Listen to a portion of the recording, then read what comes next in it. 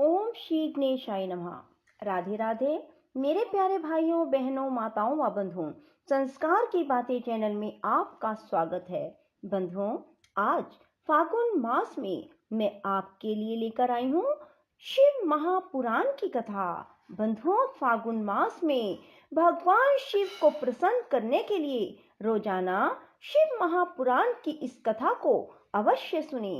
बंधुओं, फागुन मास में ही यदि आप भगवान शिव की इन कथाओं को रोजाना सच्चे भाव से पूर्ण एकाग्रता से सुनते हैं तो आपकी हर मनोकामना पूरी होगी।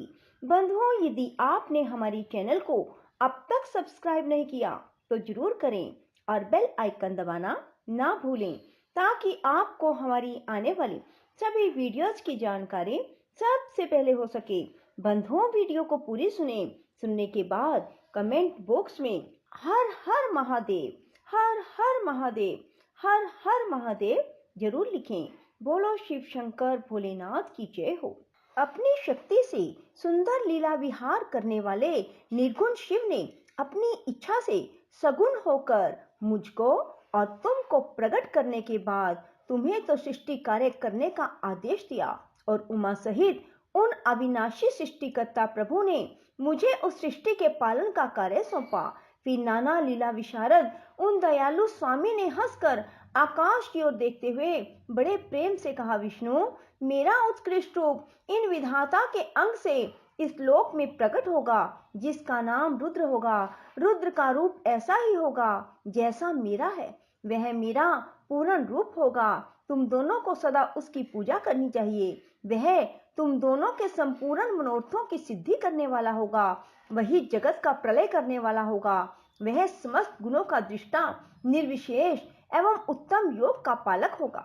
यद्यपि तीनों देवता मेरे ही रूप हैं, तथापि रुद्र मेरा पूर्ण रूप होगा। पुत्रों, देवी उमा के भी 3 रूप होंगे। एक रूप का नाम लक्ष्मी होगा जो इन श्री हरि की पत्नी होगी। दूसरा रूप ब्रह्म पत्नी सरस्वती है। तीसरा रूप सती के नाम से प्रसिद्ध होगा।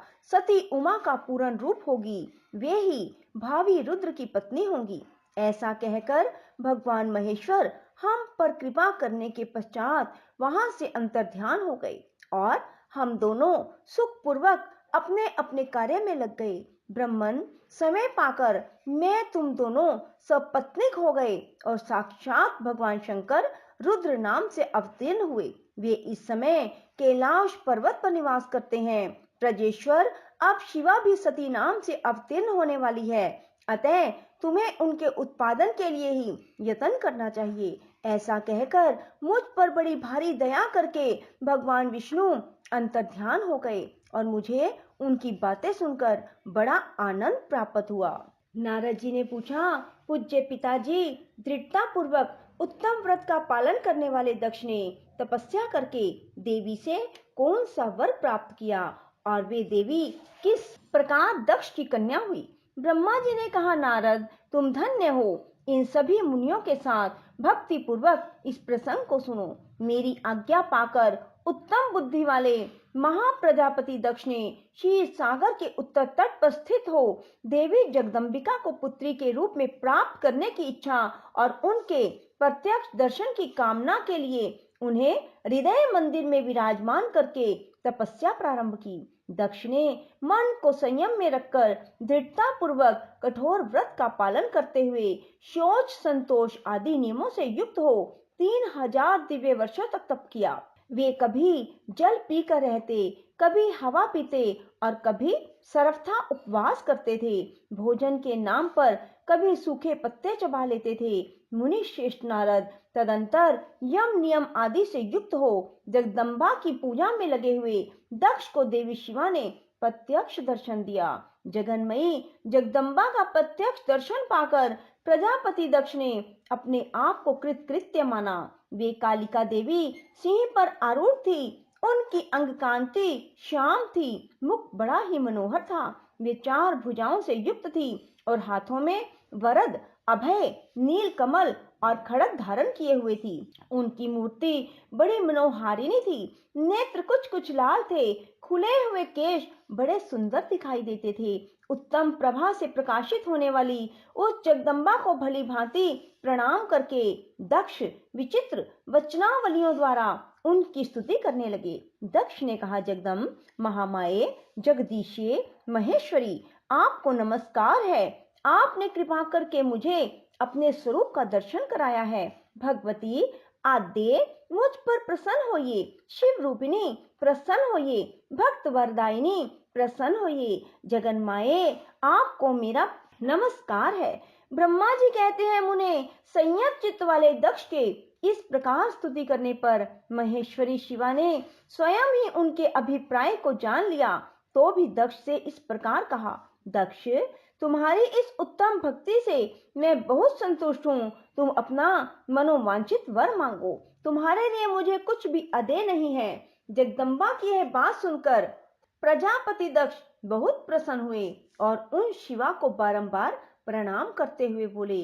दक्ष ने कहा, जगदम्ब, महामाये, यदि आप मुझे वर देने के लिए उद्यत हैं तो मेरी बात सुनिए और प्रसन्नता पूर्वक मेरी इच्छा पूर्ण कीजिए। मेरे स्वामी जो भगवान शिव हैं, वे रुद्र नाम धारण करके ब्रह्मा जी के पुत्र रूप से अवतीर्ण हुए हैं। वे परमात्मा शिव के पूर्ण अवतार हैं, परंतु आपका कोई अवतार नहीं हुआ, फिर उनकी पत्नी कौन होगी? अतः शिवे, आप भूतल पर अवतीर्ण होकर उन महेश्वर को अपने रूप लावण्य से मोहित कीजिए। देवी, आपके सिवा दूसरी कोई स्त्री रुद्रदेव को कभी मोहित नहीं कर सकती, इसलिए आप मेरी पुत्री होकर इस समय महादेव की पत्नी होइए। इस प्रकार सुंदर लीला करके आप हर मोहिनी बनिए। देवी, यही मेरे लिए वर है। यह केवल मेरे ही स्वार्थ की बात हो ऐसा नहीं सोचना चाहिए, इसमें मेरे ही साथ संपूर्ण जगत का भी हित है। ब्रह्मा, विष्णु और शिव में से ब्रह्मा जी की प्रेरणा से मैं यहाँ आया हूँ। जगदम्बिका शिवा हंस पड़ी और मन ही मन भगवान शिव का स्मरण करके यूं बोली। देवी ने कहा, तात प्रजापते दक्ष, मेरी उत्तम बात सुनो। मैं सत्य कहती हूँ, तुम्हारी भक्ति से अत्यंत प्रसन्न हो तुम्हें संपूर्ण मनोवांछित वस्तु देने के लिए उद्यत हूँ। दक्ष, यद्यपि मैं महेश्वरी हूँ तथापि तुम्हारी भक्ति के अधीन हूँ। तुम्हारी पत्नी के गर्भ से तुम्हारी पुत्री के रूप में अवतीर्ण होंगी, इसमें संशय नहीं है। अनग, मैं अत्यंत दुस्सह तपस्या करके ऐसा प्रयत्न करूंगी जिससे महादेव जी का वर पाकर उनकी पत्नी हो जाऊं। उनके सिवा और किसी उपाय से कार्य सिद्धि नहीं हो सकती, क्योंकि वे भगवान सदाशिव सर्वथा निर्विकार हैं, ब्रह्मा और विष्णु के भी सेव्य हैं, नित्य परिपूर्ण रूप ही हैं। मैं सदा उनकी दासी और प्रिया हूँ। प्रत्येक जन्म में वे नाना रूपधारी शंभु ही मेरे स्वामी होते हैं। भगवान सदाशिव अपने दिए हुए वर के प्रभाव से ब्रह्मा जी की भृगुटी से रुद्र रूप से अवतीर्ण हुए हैं। मैं भी उनके वर से उनकी आज्ञा के अनुसार यहाँ अवतार होंगी। तात, अब तुम अपने घर जाओ। इस कार्य में जो मेरी दूती अथवा सहायिका होगी उसे मैंने जान लिया है। अब शीघ्र ही मैं तुम्हारी पुत्री होकर महादेव जी की पत्नी बनूंगी। दक्ष से यह उत्तम वचन कहकर मन ही मन शिवा की आज्ञा प्राप्त करके देवी शिवा ने शिव के चरणार बिंदों का चिंतन करते हुए फिर कहा, प्रजापते, परंतु मेरा एक प्रण है, उसे तुम्हें सदा मन में रखना चाहिए। मैं उस प्रण को सुना देती हूँ, तुम उसे सत्य समझो, मिथ्या ना मानो। यदि कभी मेरे प्रति तुम्हारा आदर घट जाएगा तब उसी समय मैं अपने शरीर को त्याग दूंगी, अपने स्वरूप में लीन हो जाऊंगी अथवा दूसरा शरीर धारण कर लूंगी। मेरा यह कथन सत्य है। प्रजापते, प्रत्येक सर्ग या कल्प के लिए तुम्हें यह वर दे दिया गया है। मैं तुम्हारी पुत्री होकर भगवान शिव की पत्नी होंगी। मुख्य प्रजापति दक्ष से ऐसा कहकर महेश्वरी शिवा उनके देखते देखते वहीं अंतर्ध्यान हो गई।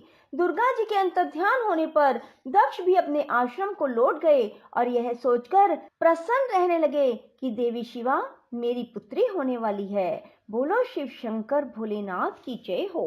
राधे राधे, जय श्री कृष्णा। बंधुओं, यदि आपको हमारी वीडियो पसंद आए तो इसे लाइक करें और शेयर भी जरूर करें। धन्यवाद।